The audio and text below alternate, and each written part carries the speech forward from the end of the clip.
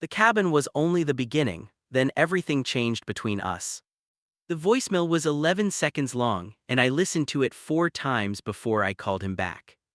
Hey, it's Micah. I know, look, my dad died. Funeral's already happened. My mom didn't want a big thing, but somebody has to clear out the cabin before the bank takes it in March, and I can't do it alone, and you're the only person I trust not to throw away his stuff like it's garbage. So, call me back or don't, whatever. 9 years of silence, and that's how it ended. Not with an apology, not with "I've missed you," just a favor wrapped in grief left on my phone like he had every right to still have my number memorized. I called him back anyway, of course I did.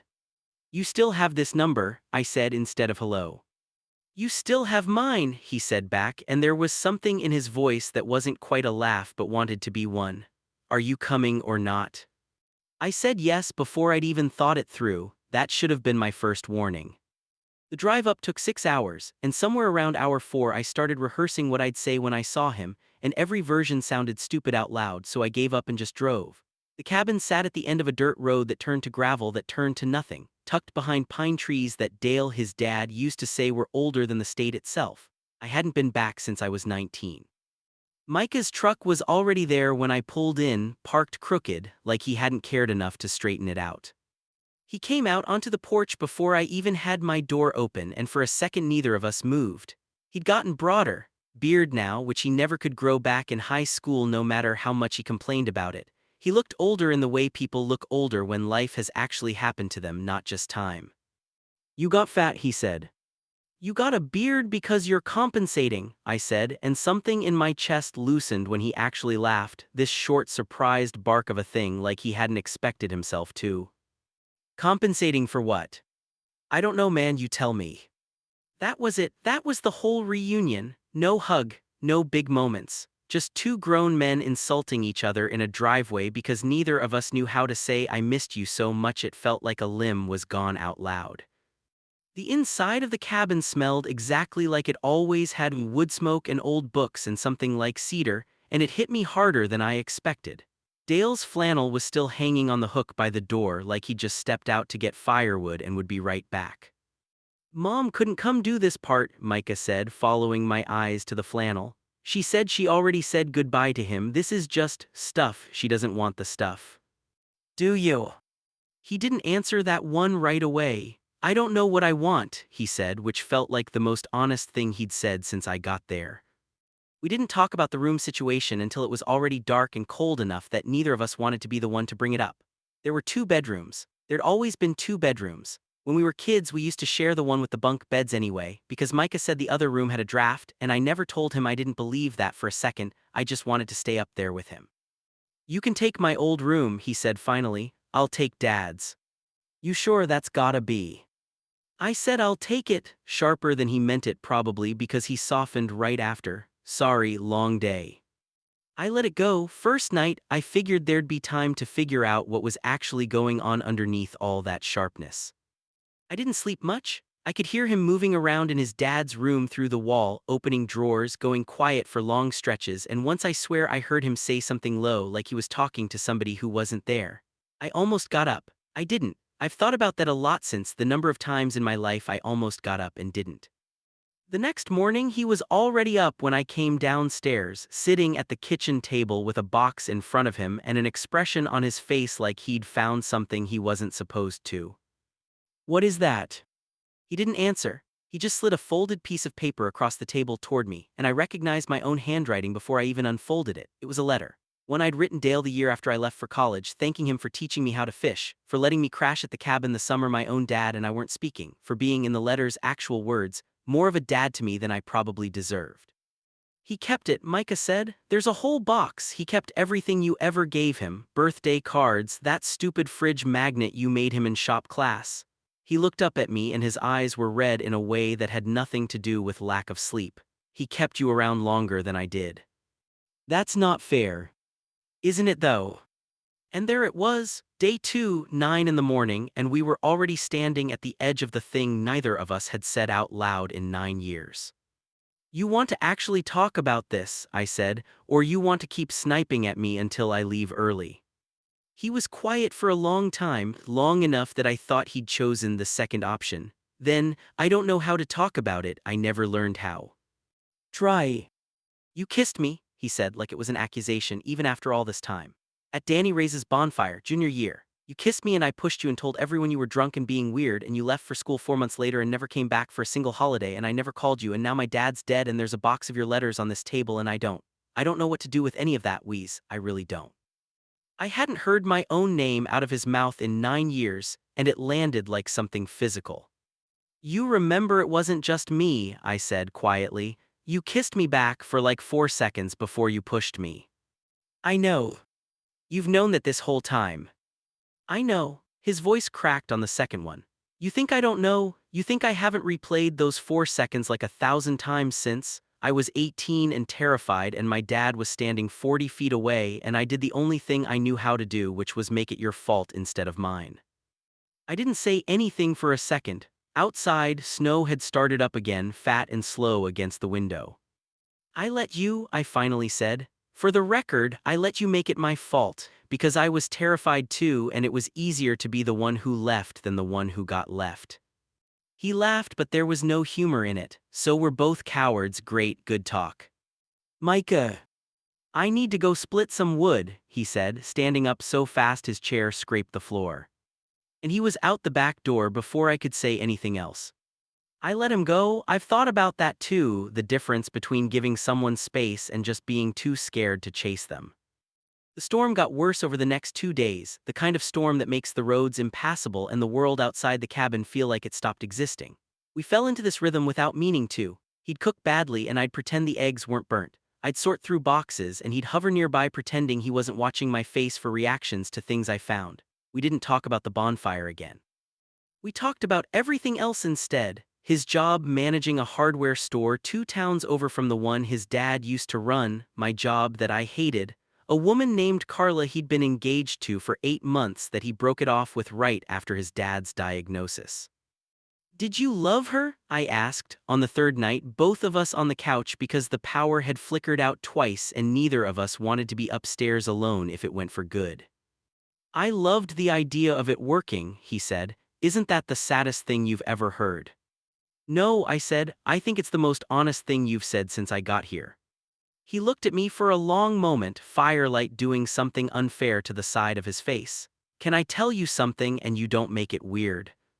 I make everything weird, that's kind of my whole thing. I know, do it anyway. He took a breath. I've been with guys since college, not a lot, not like a whole secret life, don't make that face. But there was someone in Ann Arbor for a while and it was the first time I felt like I could breathe and I never told my dad and now he's gone and he died thinking I was some straight guy who almost married Carla from the DMV and I don't know how to live with that. He knew, I said, before I'd really decided to say it. You don't know that. He kept a box of my letters, Micah. A guy your dad's age doesn't hang on to a decade of correspondence from his son's friend out of nostalgia. Don't, he said, but it came out cracked instead of sharp. Don't what? Don't make me hope that, it's easier if he just didn't know. I didn't understand that sentence for a full 3 seconds and then I did and it broke something in me a little.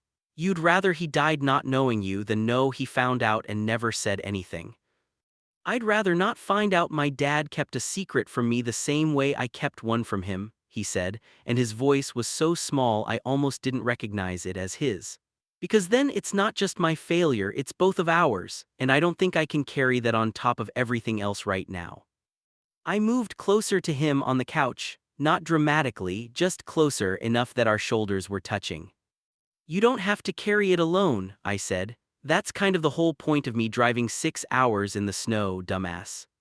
He laughed, wet and real this time, and put his head on my shoulder like it was the most natural thing in the world, like 9 years hadn't happened. Like we were 17 again lying on the hood of his truck nomming constellations neither of us actually knew the names of.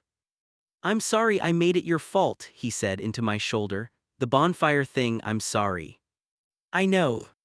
I'm not done being scared though, just so you know, I'm not gonna like kiss you right now and everything's fixed. I wasn't expecting you to. Good, a pause, would you be mad if I did anyway? I turned my head and he was already looking up at me, and this time when it happened nobody pushed anybody away. It was slow and a little clumsy, both of us laughing nervously right before and right after, the kind of kiss that doesn't look like anything in a movie because it's real noses bumping, someone's hand not sure where to go, a full 10 seconds of just foreheads pressed together afterward, because neither of us wanted to be the one to say something and ruin it. Okay, he said eventually, voice rough. Okay, that happened. That happened, I agreed. I'm still scared. Me too. Okay, he said again like the word was a life raft. Okay, we're doing this scared then, both of us. I wish I could tell you it was smooth after that. It wasn't. The next morning he barely looked at me over breakfast, and by noon he'd found a photo of his dad and him at a Tigers game, and by 2 he was crying in the bathroom with the door locked, and by 4 he was apologizing for crying like it was some kind of weakness instead of just being a person whose father died 3 weeks ago. And then his mom called. I only heard his side of it, but I could piece together the shape of the conversation from his face going pale, then tight, then something close to panicking. He kept saying yeah and okay in this flat voice, and when he hung up he stood in the kitchen for a long time just staring at nothing. She found something, he finally said. Going through Dad's desk at home, a letter. He wrote it a year ago after his first cardiologist appointment, the one where they told him his heart wasn't great. She said it's addressed to me and she hasn't read it. She wants me to read it first, and she's going to bring it up here tomorrow if the road's clear because she doesn't want me driving down alone to get it in this state. That's good, right? A letter. I don't know what's good anymore, he said, and something about the flatness in his voice scared me more than the crying had. What if he found out? What if that's what the letter is? What if my dad spent the last year of his life disappointed in me and I'm about to find out from a piece of paper because I was too much of a coward to just tell him myself while he was alive? Micah. I need air, he said and grabbed his coat off the hook, and this time when the door slammed I didn't let him go. I found him 20 minutes later, sitting on a fallen log near the tree line, no hat, snow collecting in his hair, looking like a man who'd forgotten his body was cold. You're gonna get hypothermia being dramatic out here, I said, sitting down next to him close enough that our arms touched. Maybe I deserve it. Don't say that. Why not? It's true. I spent my whole life scared of what my dad would think, and now he's dead and I still can't stop being scared of it, and that's insane, right? That's actually insane. He's gone and I'm still performing for him. You're not performing, I said. You're grieving. There's a difference even if it doesn't feel like it right now. He turned to look at me, eyes rimmed red from cold or crying or both. What if the letter says he knew and he was ashamed? And what if it doesn't? I can't handle not knowing which one it is. Then we'll find out tomorrow together, I said. And whatever it says, you're not gonna find out alone. I'm not going anywhere. 9 years was long enough. I'm not doing that again. He didn't say anything. He just leaned into me the same way he had on the couch, and we sat there until the cold actually did become a problem, and I half dragged him back inside laughing at how dramatic we'd both gotten about a walk in the snow. His mom arrived the next afternoon, roads barely passable, and she hugged me like no time had passed at all, which nearly wrecked me right there in the driveway. She handed Micah a plain white envelope, his name on the front in Dale's blocky handwriting, and then she said she'd wait in the car because some things a person needs to read without an audience, even a small one. Micah asked me to stay. That surprised me more than almost anything else that week. He read it out loud, voice shaking on and off through the whole thing, and I'm not going to pretend I remember every word because I was watching his face more than listening at some points, but I remember the shape of it. Dale wrote that he'd known since the bonfire junior year, that he'd seen more than either of us realized from the porch that night, and never said anything because he didn't want to push a door open his son wasn't ready to walk through.